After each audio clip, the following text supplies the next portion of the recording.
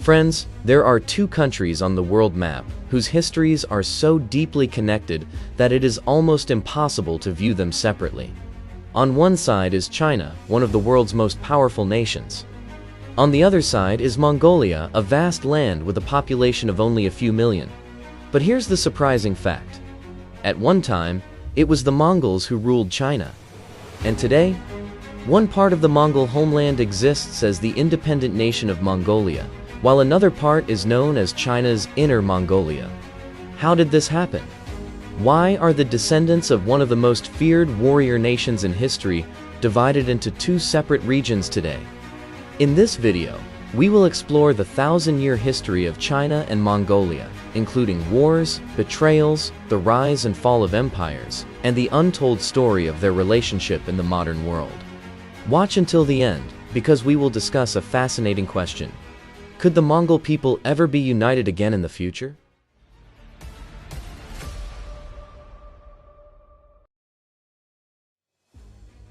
A thousand years ago, a nomadic people roamed the vast grasslands of Central Asia. They had no great cities. They had no magnificent palaces. Yet they possessed a power that would create the largest land empire in human history. These people were the Mongols. The region that is now Mongolia consisted of endless steppes and grasslands. The people raised horses, herded livestock, and moved from one place to another in search of resources.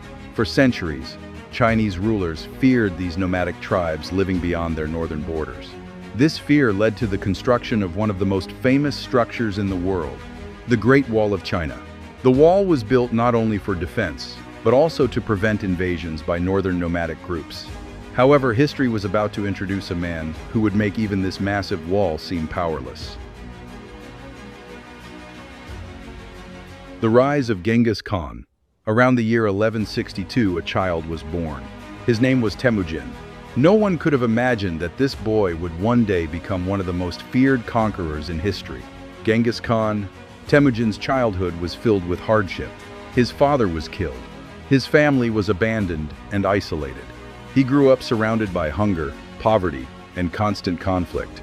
Yet he possessed extraordinary leadership skills. One by one, he united the Mongol tribes under a single banner.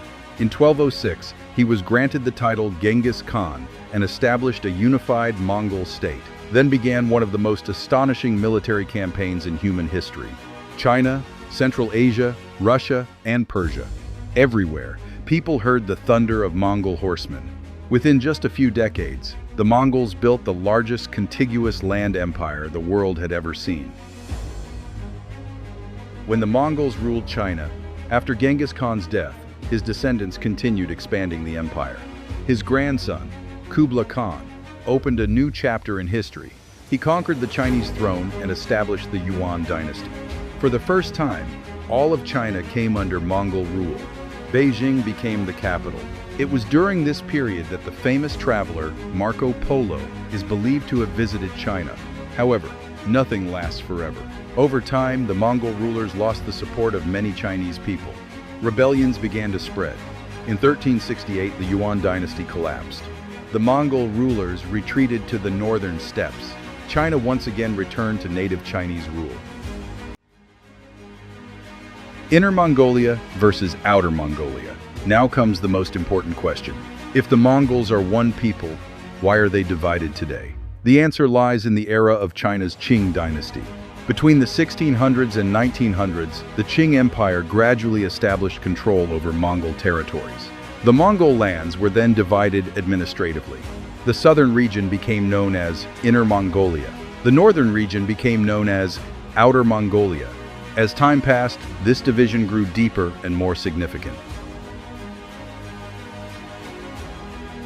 The birth of independent Mongolia. In 1911, China's Qing Dynasty collapsed. Sensing an opportunity, Outer Mongolia declared its independence. But the process was far from simple. China attempted to regain control of the region. Later, with the support of the Soviet Union, Mongolia gradually secured its independence. In 1924, the Mongolian People's Republic was established. For nearly 70 years, the country remained under strong Soviet influence. Meanwhile, Inner Mongolia remained part of China. Thus, people of the same ethnic heritage found themselves living under two very different political systems. The hidden reality of Inner Mongolia. Today, Inner Mongolia is home to a significant Mongol population. However, the Han Chinese population now greatly outnumbers the Mongols. An interesting fact is that, in independent Mongolia, the Mongolian language is generally written using the Cyrillic alphabet. In Inner Mongolia, the traditional vertical Mongolian script is still widely used. As a result, people who speak essentially the same language often write it in completely different ways. This remains one of the world's most unique examples of linguistic division. China-Mongolia relations today. Today, relations between China and Mongolia are much friendlier than in the past. China is Mongolia's largest trading partner.